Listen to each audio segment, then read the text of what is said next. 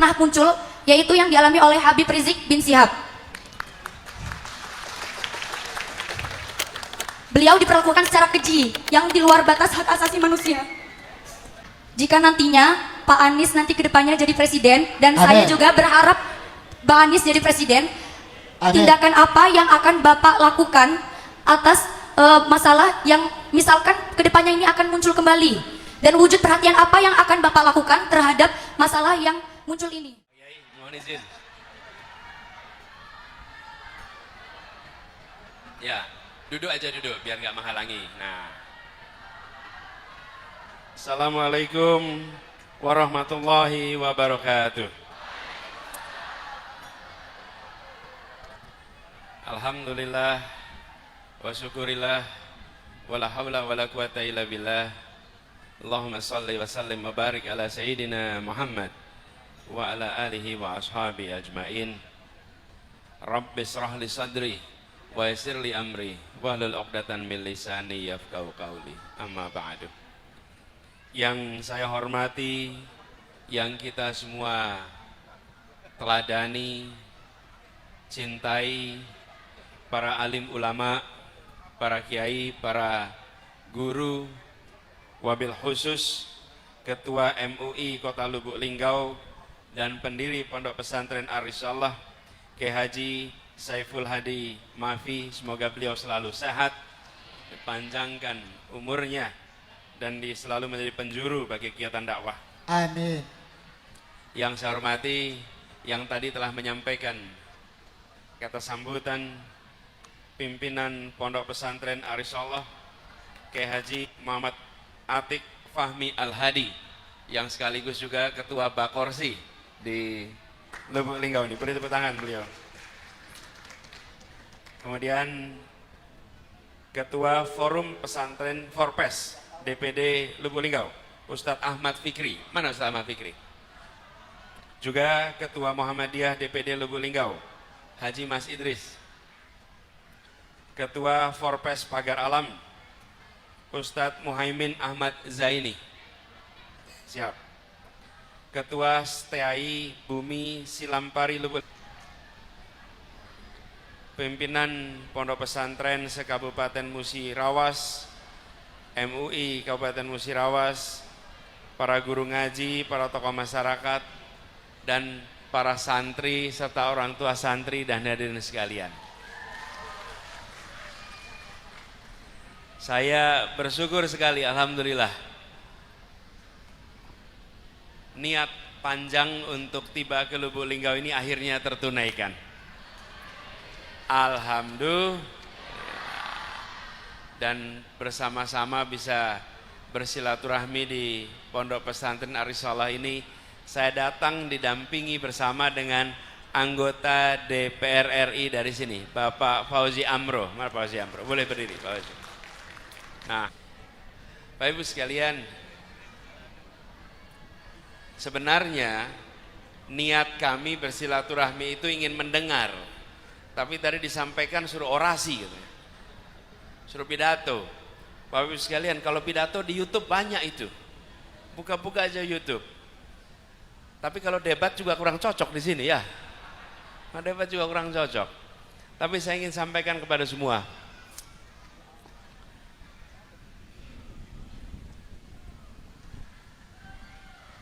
saya dan Gus Muhaimin sedang mendapatkan amanat di dalam proses pemilu besok. Setiap 5 tahun sekali kita berhenti sejenak menentukan arah perjalanan Indonesia ke depan. Kami melihat beberapa waktu ini perjalanan pembangunan kita belum menempatkan keadilan sebagai unsur penting dalam pembangunan. Karena itu kami melihat ini perlu dikoreksi.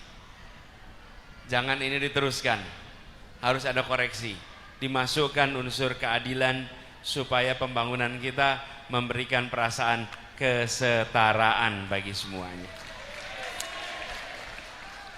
Karena itulah kita membawa pesan tentang perubahan.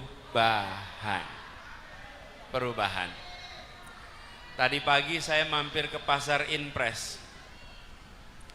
Di pasar Impres ini ibu-ibu kalau boleh saya tanya, harga-harga murah atau mahal, Bu? Mahal atau mahal sekali? Bagaimana kalau kita teruskan? Kita teruskan mahalnya, setuju? Nggak mau? Bapak-bapak tanya, lapangan pekerjaan mudah atau sulit? Bagaimana kalau kita teruskan? Gimana kalau kita teruskan? Jadi perlunya apa? Ibu-ibu perlunya apa? Perlunya apa? Perubahan. Kalau perubahan nomor berapa ya? Memang kalau pemilu coblosnya satu aja. Kalau nyoblos lebih dari lebih satu tidak sah Bapak Ibu. Betul ya? Jadi kami ingin sampaikan, kami membawa gagasan perubahan. Insya Allah dengan perubahan itu kita bisa membawa Indonesia menjadi negeri yang adil, makmur untuk semua. Dan kita ingin mengembalikan marwah kehidupan bernegara, supaya negara ini tetap menjadi negara hukum, jangan berubah menjadi negara kekuasaan. Betul. Kalau negara kekuasaan artinya hukum diatur oleh yang pegang kuasa. Kalau negara hukum, yang pegang kuasa diatur oleh hukum. Kita mau yang mana? Negara hukum atau negara kekuasaan? Nah, kita ingin negara hukum. Tapi akhir-akhir ini banyak aturan bisa diubah sesuai selera. Betul. Akankah ini dibiarkan? Bolehkah ini diteruskan? Perlunya apa? Nomornya berapa? Logikanya dapat, bukan Bapak? Sederhana sekali. Kita tidak ingin ini dibiarkan. Tapi melakukan perubahan itu tidak mudah. Harus ikhtiar sama-sama. Betul ya? Nah, jadi dalam kesempatan ini kami berharap bisa mendengar aspirasi, mendengar usulan, barangkali juga pertanyaan yang mudah-mudahan saya bisa jawab. Tapi insya Allah kita sama-sama ikhtiarkan perubahan, termasuk di bidang pendidikan. Bidang pendidikan ini termasuk banyak yang merasakan ketidakadilan. Swasta dan negeri. Terasa tidak bedanya? Boleh dibedakan. Boleh diteruskan. Perlunya apa? Status swasta atau negeri, dua-duanya mendidik anak-anak Indonesia. Dan orang tua anak-anak itu sama-sama bayar pajak. Betul tidak? Kenapa harus dibedakan? Kalau ini WNI dengan WNA, nah itu lain cerita. Karena warga negara asing punya hak yang berbeda. Betul tidak? Kalau sama-sama warga Indonesia, kenapa harus dibedakan? Ini praktek yang sudah menahun sampai sudah tidak dianggap masalah. Guru swasta diangkat lewat P3K.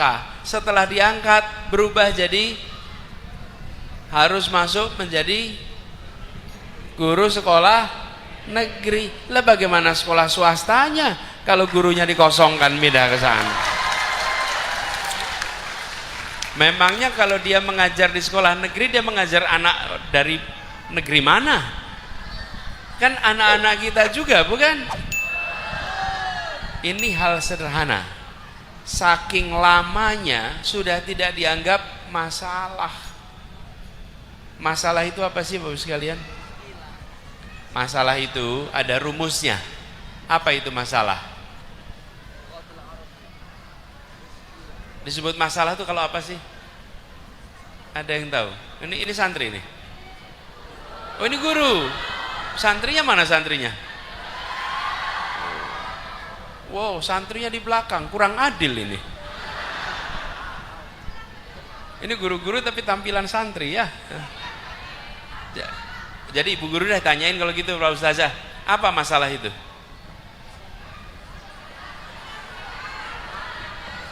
Apa masalah itu? Ini guru-guru. Hah? Harapan tidak sesuai kenyataan. Mungkin diteruskan sedikit. Harapan lebih tinggi daripada kenyataan. Kalau tidak sesuai bisa terbalik. Kenyataannya bisa lebih tinggi dari harapan. Nah, itu bukan masalah. Masalah itu bila harapannya lebih tinggi, kenyataannya lebih rendah. Selisihnya namanya masalah. Nah, sesuatu tidak disebut masalah bila sesuai harapan. Kalau sesuai harapan tidak ada masalah, bukan? Nih, ruangan ini misalnya kotor, tapi karena sudah terbiasa ruangannya kotor, maka tidak punya harapan ruangan bersih, bukan? Masuk ya biasa saja. Nah, masalah negeri dan swasta sudah menahun sampai sudah tidak dianggap sebagai masalah, dianggap ya itulah kenyataan. Sekarang kita ingin lakukan perubahan supaya ada keadilan. Ya, terus sekalian, itu ikhtiar yang hendak kita lakukan. Tantangannya tidak kecil, tapi insya Allah tantangan itu bisa kita hadapi. Tadi belum mulai udah salawat azgil. Ini salawat azgilnya dosisnya sudah cukup, sehingga membuat yang bermasalah, yang pada zalim ini disibukkan satu sama lain. Iya kan? Jadi sekalian, ini adalah pembuka, insyaallah dari Lubuk Linggau, semangat perubahannya menular ke seluruh Sumatera Selatan. Dari Sumatera Selatan menular ke seluruh Indonesia, insyaallah. Nah, tadi dibilang ada yang mau bertanya, ada yang mau bertanya. Silakan Pak MC kalau mau diatur. Baik, Bapak Ibu hadirin dirahmati Allah Subhanahu wa taala. Ini sesinya sangat singkat ya Kak Fauzi ya, karena masih ada 3 agenda lagi, subhanallah gitu kan ya. Tapi mungkin kita minta Kak Mami Abaji 2 santri dulu ya untuk menyapa bersama. Tolong dari santri tadi agar ada keadilannya gitu ya. Santri tolong dibantu, mana? 2 orang saja santri. Ayo bergerak. Cepat maju. Ayo cepat. Berpacu dengan waktu, silakan sini ya. Silakan. Mana ada keterwakilan putranya? Ada yang putra? Oke, 1 putra 1 putri. Oke, silakan ke sini. Naik dari sebelah sini. Baik, sini. Ini calon generasi penerus kita. Naik ke panggung. Ayo. Tolong dibantu jalannya. Cepat, Nak. Agar berkeadilan, karena tadi ditaruh di belakang, maka kita beri kesempatan untuk naik ke panggung. Oke, silakan.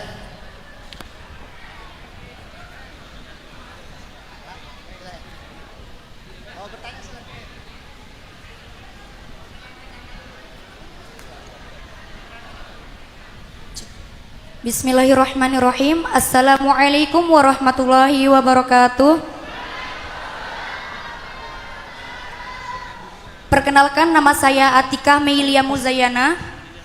Baiklah, perlu kita ketahui bersama bahwa di dunia ini sangat mengutamakan hak asasi manusia. Dan hak asasi manusia ini mengarahkan syariat Islam agar sesuai dengan HAM tersebut. Dan hak asasi manusia ini menurut saya itu bungkam dan gagap ketika umat Islam menjadi korban pengayaan, pembunuhan, dan perlakuan-perlakuan keji yang sudah di luar batas hak asasi manusia. Seperti yang kita ketahui bersama di sini, atas masalah yang pernah muncul, yaitu yang dialami oleh Habib Rizik bin Syihab.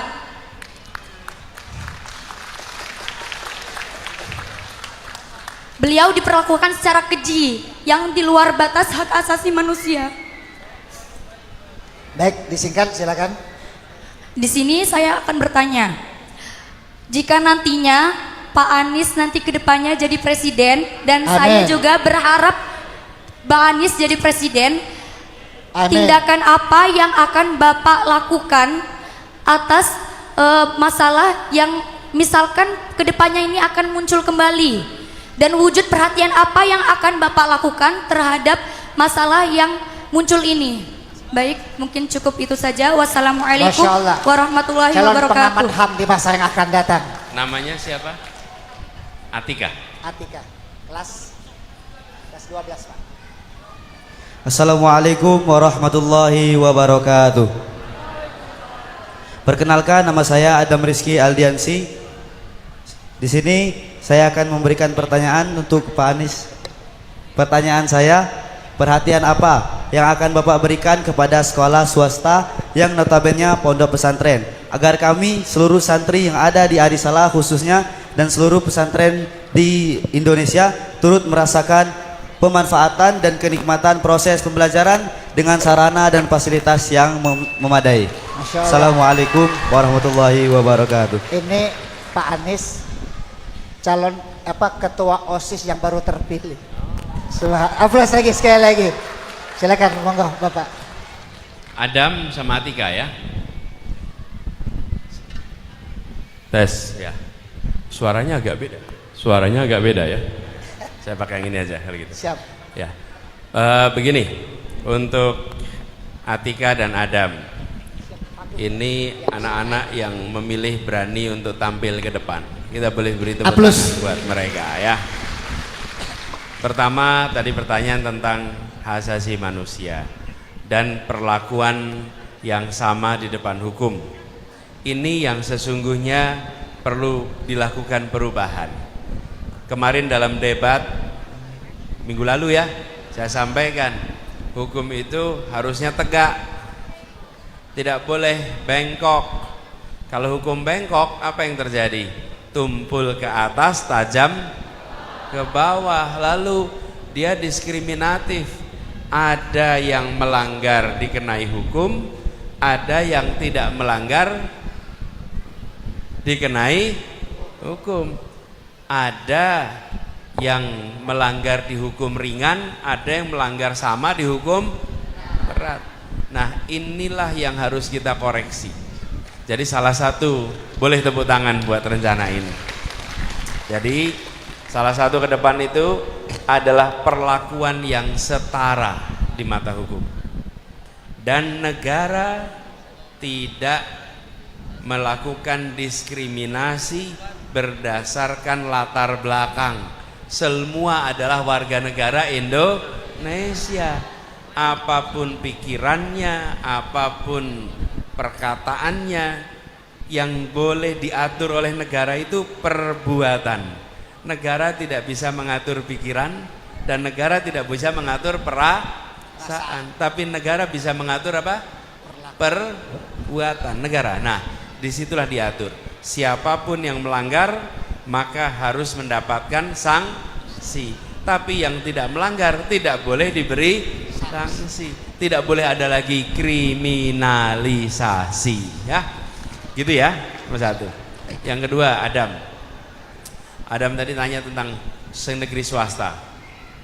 Selama ini banyak kebijakan pendidikan yang disusun untuk membantu sekolah negeri, tapi sekolah swasta malah tidak dapat. Betul. Nah, kami melihat ada beberapa perbedaan ini. Satu, ketidaksetaraan antara negeri dan swasta. Yang kedua, ketidaksetaraan antara sekolah umum dan sekolah diniyah atau agama. Dan kita ingin kesetaraan dihadirkan pada semuanya supaya dana dari negara bisa sampai kepada semua dan fasilitasnya sama bagi semua. Bahkan Pak Ustadz, kalau di Jakarta penerimaan siswa baru disebut PPDB ya. Sama ya. PPDB itu negeri dan swasta jadi satu. Jadi ini yang saya katakan itu bukan akan, sudah dikerjakan di Jakarta. Di Jakarta itu penerimaan siswa baru satu sistem dengan ditawarkan silahkan sekolah swasta mana yang mau ikut. Kalau sekolah swasta ikut, maka dia ikut dalam sistem penerimaan siswa baru bersama-sama dan mereka akan dapat bantuan dari pemerintah supaya kualitas pendidikannya setara dengan sekolah-sekolah negeri. Jadi dengan begitu kita satu kesatuan. Karena saya katakan ini anak-anak yang pada mau sekolah di Jakarta, waktu itu karena saya ngurusnya Jakarta, itu kan pembayar pajak kita juga. Kenapa kita beda-bedakan? Dan kita harus bilang terima kasih sama swasta. Kalau tidak ada perguruan swasta, siapa yang mendidik anak-anak kita yang tidak tertampung di sekolah negeri? Takbir. Betul tidak? Jangan swasta dianggap kompetitor. Justru swasta itulah penyelamat anak-anak kita.